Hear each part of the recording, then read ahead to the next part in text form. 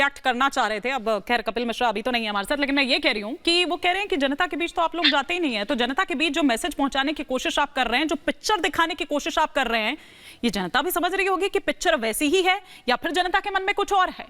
नहीं, बेहतर होता है कपिल मिश्रा जी को आप सामने रखती हैं स्क्रीन के ऊपर, उनको कहती कि आप बड़े बड़े जो आरोप लगा के जा रहे हैं, यहाँ से भाग रहे हैं, तो भारतीय जनता शाजिया जी हैं जवाब देने के लिए। आम आदमी पार्टी के प्रवक्ता भी बैठे हैं, मैं एक समर्थक के रूप में उनको जवाब देता। मैं ये जानना चाहता हूँ और देश जानना चाहता है, दिल्ली की जनता तो इनको नकार चुकी है, दिल्ली की जनता की परवाह ना करे। अरविंद केजरीवाल उनका बेटा है, दिल्ली की जनता की परवाह करने के लिए, और दिल्ली की जनता में पूरा विश्वास और भरोसा है। लेकिन जो इन्होंने कपिल मिश्रा जी बोल कर गए, हालांकि इनकी बातों को मैं विश्वसनीयता से लेता नहीं हूं, गंभीरता से नहीं लेता। अच्छा। इनकी पुरानी स्टेटमेंट को यदि आप देख लें, जो उन्होंने कभी प्रधानमंत्री जी के लिए बोला है, कभी जो बोला उन्होंने, उस इसे मैं विश्वास सीरियसली लेते थे जब, बिल्कुल नहीं लेता। लेकिन मैं ये कहना चाहता हूं, भारतीय जनता पार्टी के लोगों को जवाब देना होगा। शुभेंदु अधिकारी पे सीबीआई, उसके बाद में उसकी जांच कैसे रुक गई?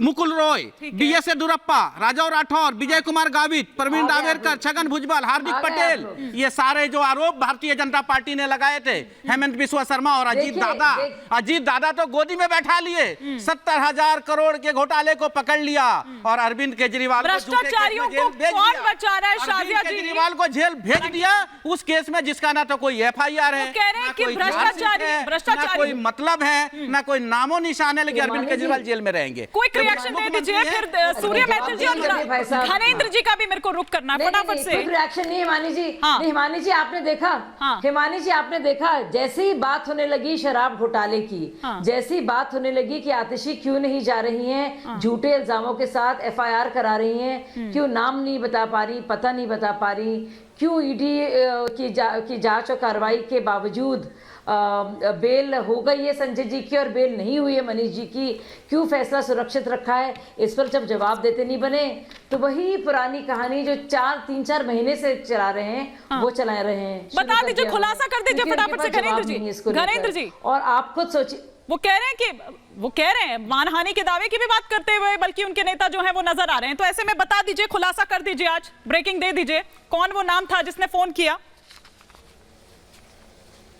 देखिए हिमानी जी, आज ने डिबेट में 2 ऐसे लोगों को बुलाया जो अरविंद केजरीवाल के पॉलिटिकल प्रोडक्ट है, शाजिया इल्मी, कपिल मिश्रा। ये दोनों वो जयचंद्र है जो अरविंद केजरीवाल की पीठ में छुरा होके निकले थे राजनीति करने, और आज भारतीय जनता पार्टी में है। ये दोनों जयचंद्र। अन्ना हजारे की पीठ में छुरा किसने भोगा? प्रशांत भूषण के किसने भोगा? योगेंद्र यादव के किसने भोगा?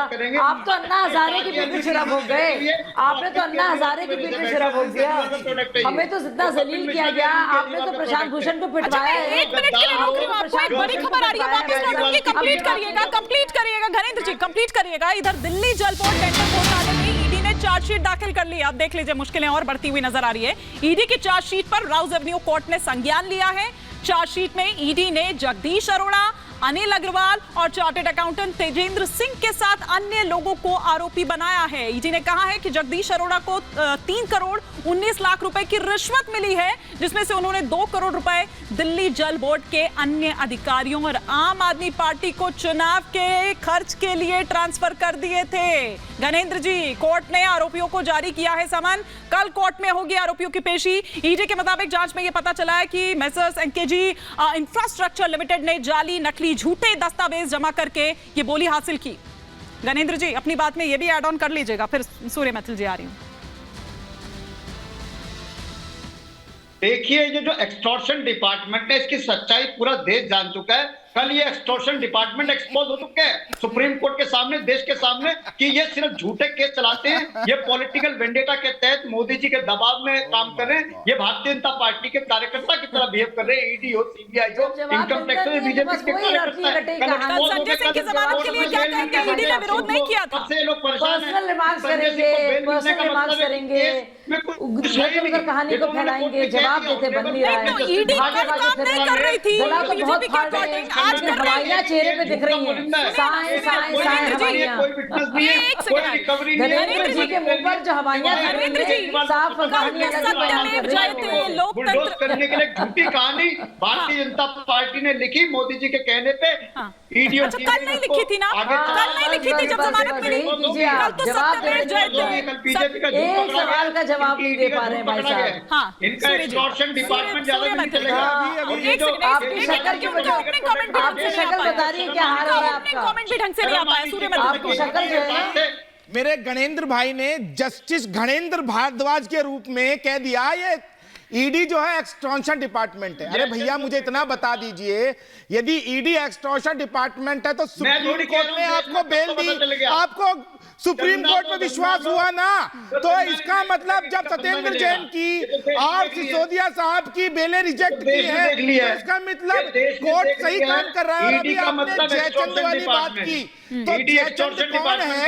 आईना जब भी उठाया करे पहले देखा करे और फिर दिखाया करे। आप जिस कांग्रेस की गोद में जाके बैठ गए हैं उस कांग्रेस के खिलाफ 400 पन्नों की फाइल कौन लेके घूमता था? शीला दीक्षित मुर्दाबाद कौन कहता था? कौन कहता था ये एक चारा चोर और ये जो चीनी मिल घोटाले के चोर, ये सब जो इन्होंने देश को लूट लिया है, कौन कहता था? अरे भैया सोनिया गांधी को 10 दिन के लिए जेल में बंद करो और उससे पूछताछ करो, सारी जानकारी निकल के आ जाएगी।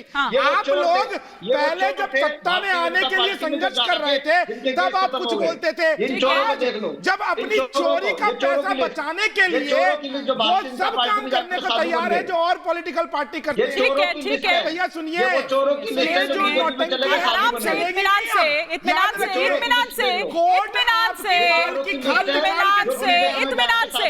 इत्मीनान से। लेकिन शाजिया जी अभी थोड़ी देर पहले संजय जी ने यहाँ पर सवाल उठाया था। आ रही हूँ घनेंद्र जी, उसका एक बार शाजिया जी से जवाब ले लूं। घनेंद्र जी आ रही हूँ। अभी उपवास पर भी तो आना है सर, उसका उपहास उड़ा रहे हैं, उसका उपहास उड़ा रहे हैं लोग। सुनिए ना सर, उपवास पर भी आऊंगी क्योंकि उपहास उसका बनाया जा रहा है, उस पर आऊंगी। लेकिन शाजिया जी एक सेकंड, घनेंद्र जी, शाजिया जी अभी संजय जी यहाँ पर कह रहे थे कि भ्रष्टाचारियों को कौन बचा रहा है, वो बचा रहे हैं या वो बचा रहे हैं जिनके पाले में आते जा रहे हैं। वो उन्होंने कई नाम गिनवा दिया, प्रफुल्ल पटेल से लेके अशोक चौहान से लेके और पता नहीं कौन कौन से। वो कह रहे हैं किसी की फाइल खो गई, किसी का कुछ हो गया। वो कह रहे हैं कि आपके पाले में वो आ जा रहे हैं, तो बचा कौन रहा है? क्योंकि वहां जाकर वो बच जाते हैं, पाक साफ हो जाते हैं।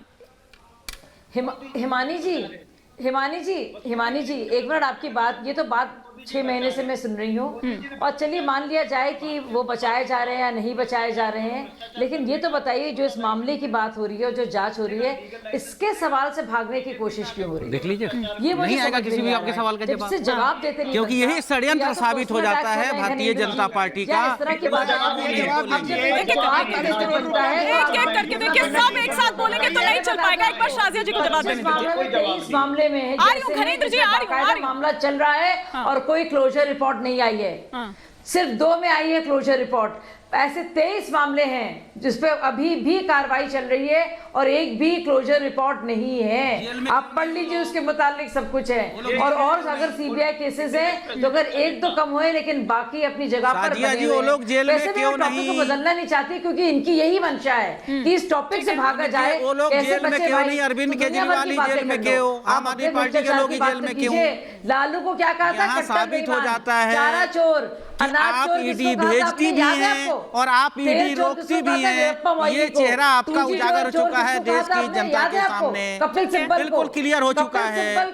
आप भेजती भी हैं और आप रोकती भी हैं, इसलिए आपको कहना पड़ता है कि ना मैं भेजता हूं ना मैं रोकता। राहुल गांधी को चोर कहने वाले, डकैत कहने वाले, लुटेरे कहने वाले और कहने के बाद सीएम बनने वाले केजरीवाल अब उनकी गोद में जा बैठे हैं।